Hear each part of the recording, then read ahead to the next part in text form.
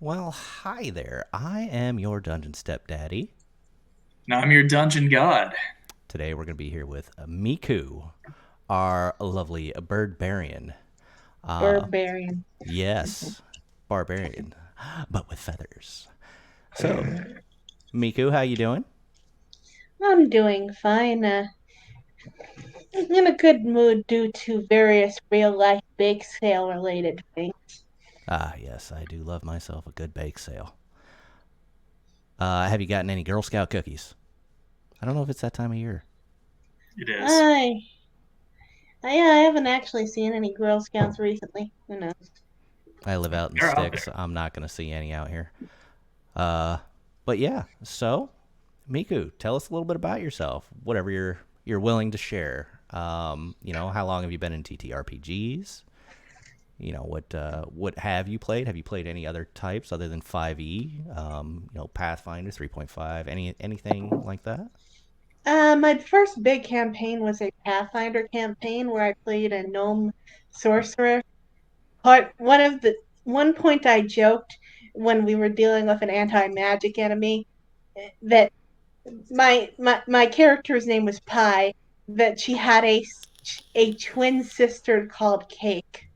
I made Cake a real thing, and now she is a member of my OC project.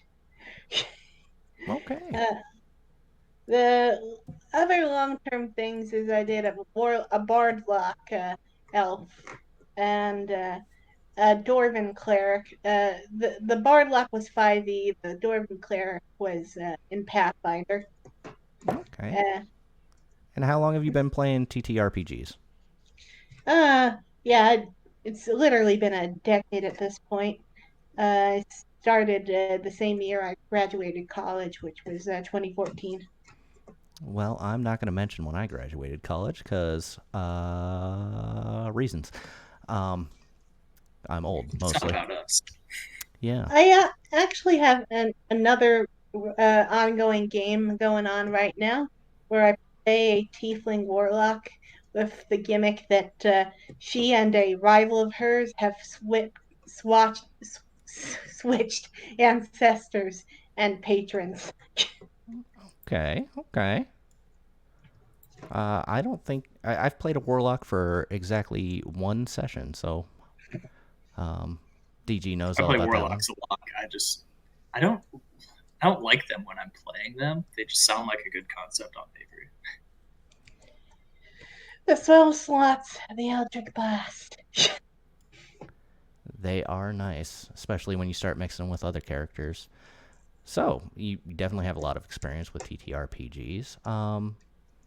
Why don't you Why don't you tell us what brought you to Oob? Basically, I was checking the LFG group in Facebook. I'm not normally a Facebook user, but Facebook might have gotten me some chance to do a real life game.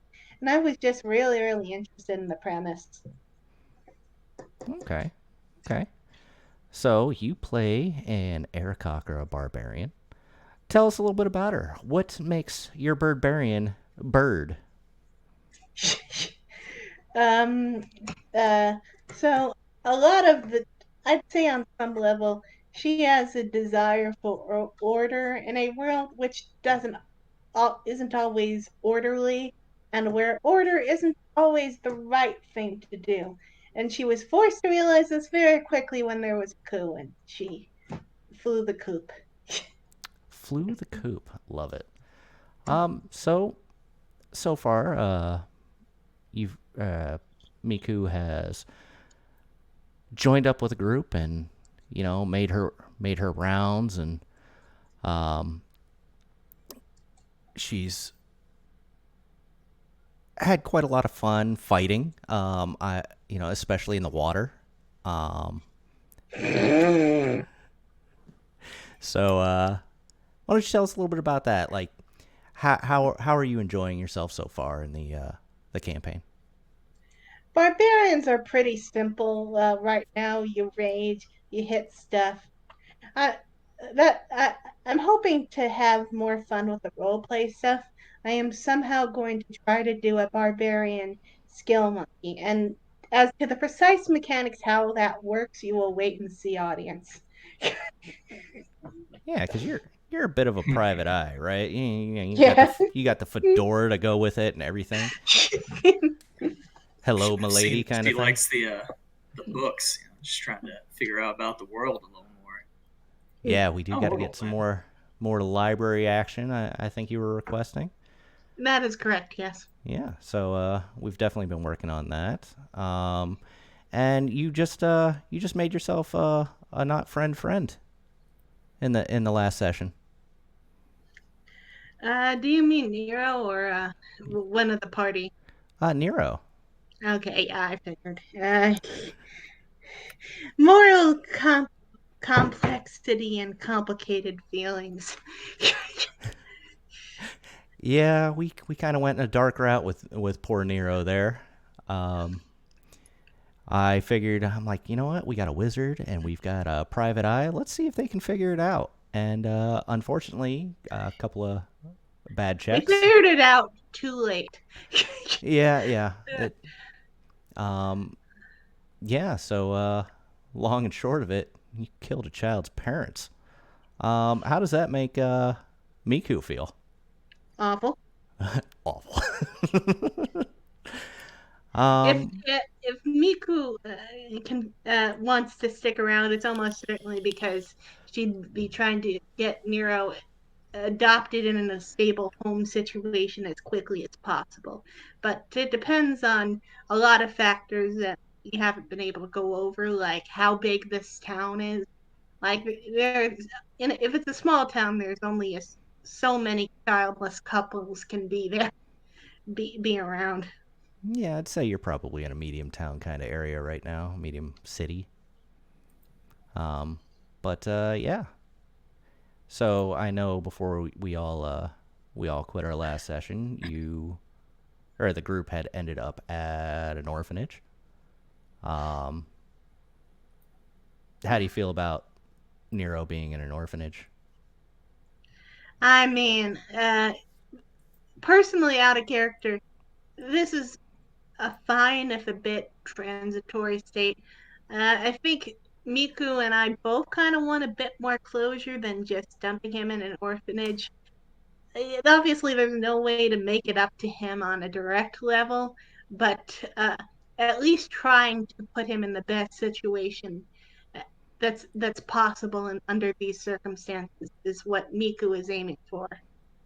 I mean, you could always be uh his bird mother. No, not with the party that exists. If this was a party full of good people, yes.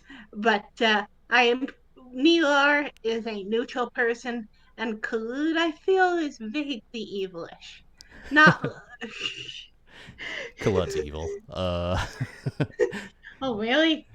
No, I don't know what his alignment is. I don't hold that type of thing against people.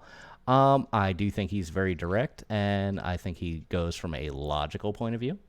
Um, but you know, logic can be explained in so many different ways. Therefore, it may not make sense, or it may follow a path, but you know, it may not be a necessarily healthy path. Um, but you know that's his character, and he definitely seems like he was trying to protect the group at a bare minimum.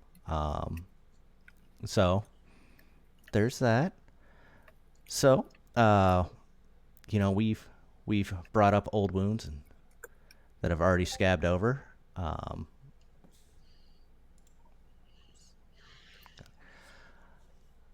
yeah, some old wounds that have scabbed over that will probably reopen again as soon as we do the next session. Because I'm a bit sadistic in that area. Um, yeah, where do you think the group's going? Um. Well, obviously, our overall goal is still to reach the capital, and I am very curious. Uh, what obviously it's a part of the campaign out of character, but why these random people who just got here were selected as diplomats. Miku did not question that very much because she was in shock and also had just lost all her purpose, so she's like new purpose. Yay! Oh yeah, I know it got explained a little bit, probably not too far in depth, but basically you guys were just the first people to when the quest came through. Could have Oh, easily right, went right, right, to another Right, group. right place at the right time. Yeah, um, there was nothing right. particularly special about you or a big plan, overarching plan for you. Just you were there. Now I remember. Yeah. The reason they're picking us rather than someone who actually is from this world and knows the political situation is precisely because we have no preconceived biases.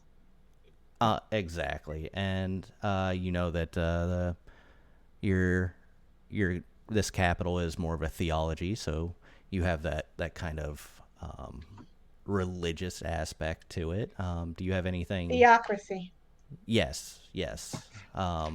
Words are hard. I at least had Theo in there, so we'll go with that. I'll call that a win. That's a 50% win. So what do you think you'll be expecting when you go that route? I'm really interested in what the dragon politics are like, but I have no hard expectations. I know that in D&D lore, metallic dragons tend to be good aligned, but in this setting, they are universally instead lawful aligned, it seemed. And I am curious at what kind of rule systems world directly ruled by dragons are. Like in general, D&D dragons tend to just be kind of laissez-faire. We got treasure, we're gonna hoard it, and if someone goes screw with our territory, we'll go defend it.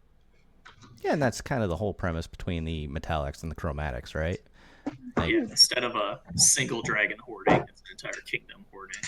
Ah, yeah, and instead of it being a player who's coming in trying to fuck with the horde, it's okay. The metallics, fuck with our horde, and the gems stay in the gems because gems be gemming, and yeah, and vice versa, right? So it's it. We try to take out the ability to meta. I'm sure you've noticed that with a few of the things that you've fought or dealt with so far. reminding myself that Miku has no reason to know mimics are a thing, only for the enemy not to be a mimic at all. In defense, you haven't that chest wasn't a mimic. You thought it was a mimic. Yeah, that was the exact point. That I was I was avoiding metagaming anyway because I don't really think mimics fit very well in an urban society. I guess you could go the Pokemon route and make mimics of other urban. Uh, but yeah, Miku just doesn't know Miku's mimics exist. Of course. So you're playing along. You're having a good time. Definitely having your heartstrings tugged upon. Is there anything that you're specifically hoping for out of this campaign? Mystery. Mysteries, I yes. Oh, do there's not. plenty of mystery. I never put. I did not decide to make a private eye character without it with that with the assumption that there would be no mystery to utilize those skills.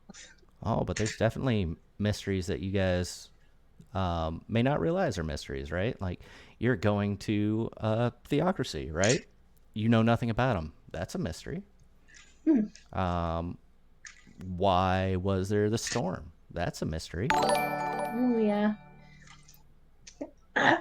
And apparently, DG decided to follow me on Twitch. Thanks for that. Appreciate you. This You're is welcome. kind of why Miku is doing her research. Understand what is abnormal and breaks the rules of this world. She needs to understand what the baseline rules of this world are to begin with. Yeah, I mean, there's mysteries all over the place. What hell? You guys are in a whole new planet, right? what food is good to eat.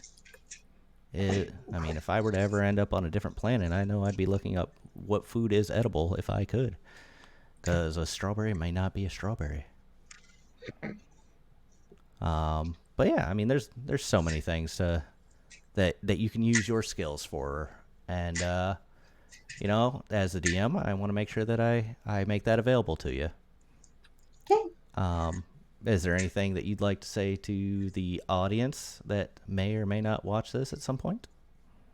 Um, Thank you for watching, anyone who is, and I just hope you like Miku as a character at least, and I hope we are making an enjoyable streaming experience. And DG, do you have anything to add? I think we kind of killed it, Oh, honestly. okay. Well, Miku, As a go ahead, Miku. as a side note, I will be making a webcomic that I intend to release in the summer. But Is it that's about Oob? either. No, it is not. Shucks. I am not taking your ideas for my webcomic sans permission. Gotcha. No, I do appreciate that. Well, when you do end up releasing it, let me know. I may take a look at it because I like webcomics. But yeah, thanks for everybody for watching. Miku, thank you for joining us today on your intro. And everybody have yourselves a good night. Good night. Peace.